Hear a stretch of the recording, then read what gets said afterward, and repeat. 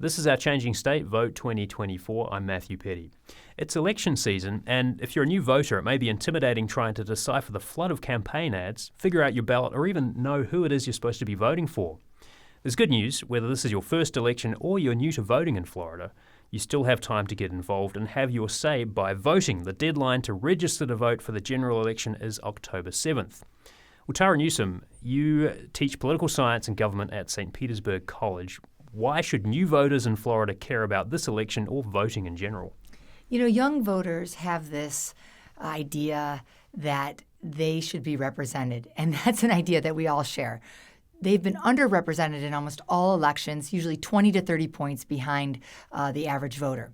In this election, they recognize that democracy, their reproductive freedoms, climate change, foreign policy is all on the ballot. And so they're really leaning in and understanding they need to participate in the democratic process, they need to be represented, and they're also starting to understand the reality that they comprise 44% of the electorate. Gen Z and Gen Y are a large portion of the electorate, and they are starting to feel their own oats and want to make an impact.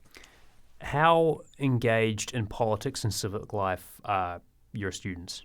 You know, a lot of students have sometimes this general pessimism or a malaise, and it's really they've lived through, in their experience, gun violence. They've lived through January 6th, the pandemic, and now, of course, Israeli and Palestinian conflict. And so, you know, at times they don't want to participate because the conflict is almost overwhelming to them. And they're balancing all of those realities with their own life, their families, their children, working, going to school.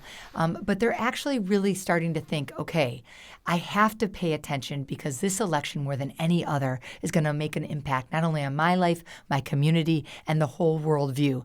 And I did do a little focus group at the college. And of course, we're an open enrollment college. We have individuals that are anywhere from 17 to 70, all ethnicities. And really what was interesting is that they understood that how they vote in this election will determine whether or not they have, you know, a World War III, whether they have access to bodily autonomy, or whether or not democracy will exist the way that we've known it. What are your students telling you about this election? Many of them are arguing to me that no one's paying attention to the issues that are most important to them, and that is the inflation, affordability. Do they have money to buy a house? Can they rent? Do they have money to buy milk and eggs and all of the food that they need for their families? And so it's the inflation. And then the second issue that they're most interested in, surprisingly, is foreign policy, is the Israeli and Palestinian conflict, and whether or not both sides can be honored and be afforded dignity. It seems to be very important to students. Now, right after that, students on both men and women start to begin to talk about abortion and what the state controlling the right to make choices over their body, their own health care, means to them. And it's really surprising. Both men and women are really big advocates of making sure that their vote is counted and that the state enshrines the right to choose. So is this different from 2020 or 2022 even? You know, really, the enthusiasm and the inspiration that's happened since Joe Biden has stepped out of the race is much different than 2020 and 2022, of course. 2022, we saw very low voter engagement, not only from the youth vote, but from anybody, really. And 2020 was really coming out of the pandemic. It was an election that we've never seen before. Almost everyone in America voted by the mail-in ballot. Mm-hmm. But this is where I'm starting to see students really being inspired by the vision that they're seeing the campaigns really paint for them. Although both visions are two different Americas, it seems that students are very much inspired, enthusiastic, and almost really leaning into the process where in the past it seemed like they wanted to wash their hands of it. So, say I'm a new voter. How do I even start to get involved in the political process? What do I do? We certainly encourage our students to register to vote. The last day to register to vote for the November 5th election is October 7th. So that's the first step, right? The second step is to become an informed voter. And many of them understand the misinformation diet that's offered to them. They know that they need to watch for bias. They understand that social media isn't the only place for them to get their news. And so really we're encouraging our students to become robust curators of their own information. But we have students that are participating in civic life beyond that. They're volunteering. They're using their art as a form of expression.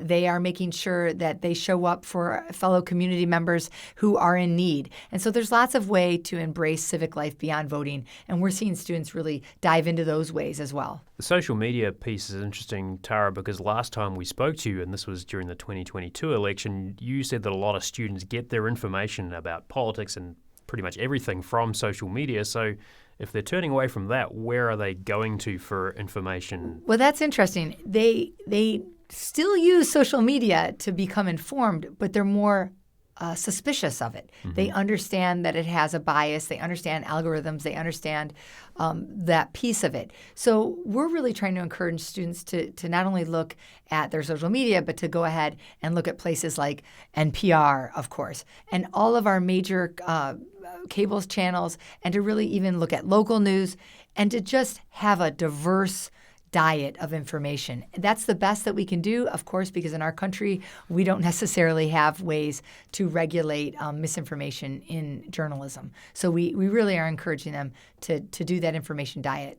Now, if I don't want to get involved in a campaign or kind of get into the detail at that level, I can still be a savvy voter, right? Absolutely. And that savvy voter really comes from consuming information from nonpartisan places. And there are lots of third-party organizations that we see that offer, if you vote yes on a ballot measure, it means this. If you vote no, and they're not, proselytizing, trying to tell you what to vote for, but they want you to be, critically thinking about what the impact of your vote is. So to be a savvy voter in 2024 really means that you are seeking out nonpartisan areas for your information and really trying to sit and think about the impact of that policy.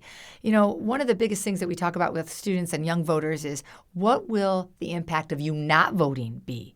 What will that do to the democracy? And if you do vote, what will the impact? If yes, what will that look like for you, for your families, for your future? And I think students are really taking that to heart. Now, it's not just a president and other candidates that you're being asked to choose on the ballot. There's also constitutional amendments that could have a big impact on people's lives too. Are your students thinking about those amendments? Well, students are super excited about Amendment 3 and 4.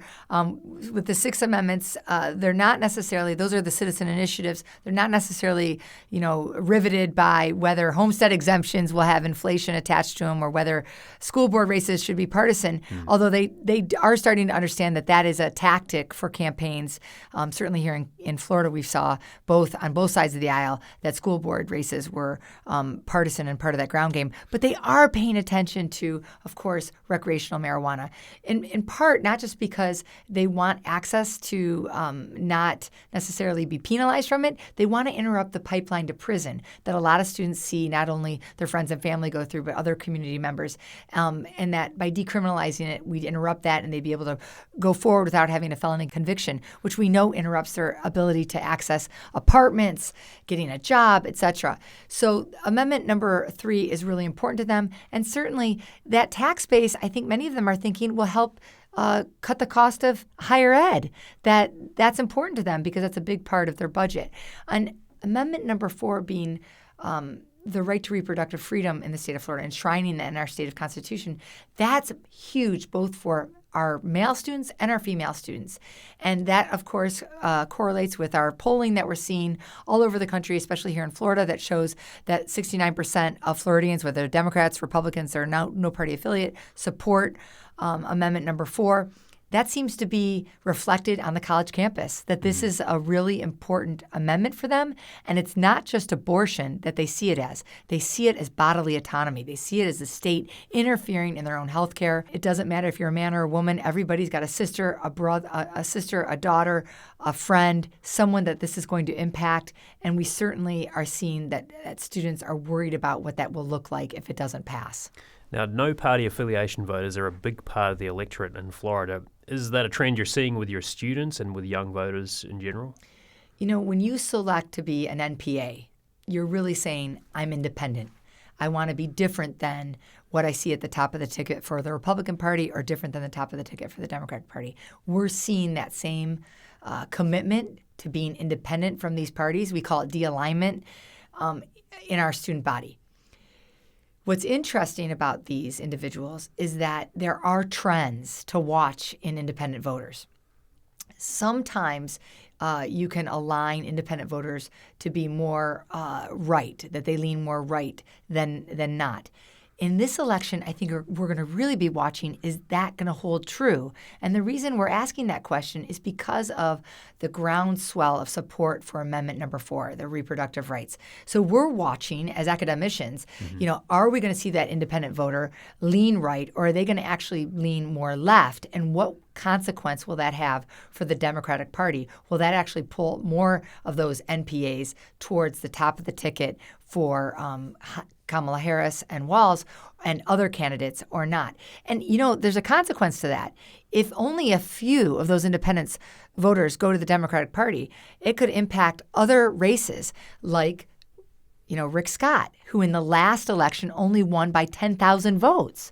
And so these are razor-thin elections that those independent voters are going to be deciding. And if the support of Amendment 4 are any indicator, we might be seeing a whole new kind of trend. I guess those folks, those NPA voters, didn't have a lot to vote on during the August primary, right? But that's because Florida closes partisan races to those registered to a specific party. But is there a chance they'll want to get more engaged now? Well, certainly we had races that those that are no party affiliate could have voted on in the primary. School board, for school example. Board example, supervisor of elections, and that kind of thing. But I really think that those young people out there that are in my campus and in my community, and I think in all of our shared community in Florida, are really paying attention to some of the shifts in their own lives that are really going to move them to the voting place. And those shifts are, yes, the economy is problematic. Yes, inflation is making it more difficult to go to school, have a home, eat healthy, etc. But now that we're starting to see inflation lowered, we're starting to see unemployment really be at an all-time low, I think these young voters are going to be freed up to start paying attention to issues of civil liberties, to the environment, to other things that might be important to them, but because they were so worried about just making sure they had a roof over their head and food in their bellies, they couldn't. Let's loop back on that first question. Why should new voters care about this election, and what is the most important thing they can do to feel empowered when they get that ballot? I think new voters know that they're important. I think they just have to have a moment to be able to express that. And having the economy improve, having unemployment improve is going to free them up to be able to engage. I think a lot of the sort of dark cloud that we see over young voters is that they're trying to, make their lives in this environment that's highly charged with a lot of obstacles. But as those obstacles get freed up, I think you're going to start to see that this new young voter is going to flex and really make a difference in the outcomes in November. Well, Tara Newsom, thank you so much for joining us. Thank you for having me. And thanks for being with us on Our Changing State, Vote 2024. I'm Matthew Peddie. Our Changing State is a production of WUSF. Our executive producer is Gracyn Doctor. Scott Wachtler produces the podcast. Videos by Warren Buchholz and Chandler Balkcom, who also does our graphics. Engineering support from Blake Bass. Jackson Harpe composed our theme music. I'm Matthew Peddie. Thanks for listening.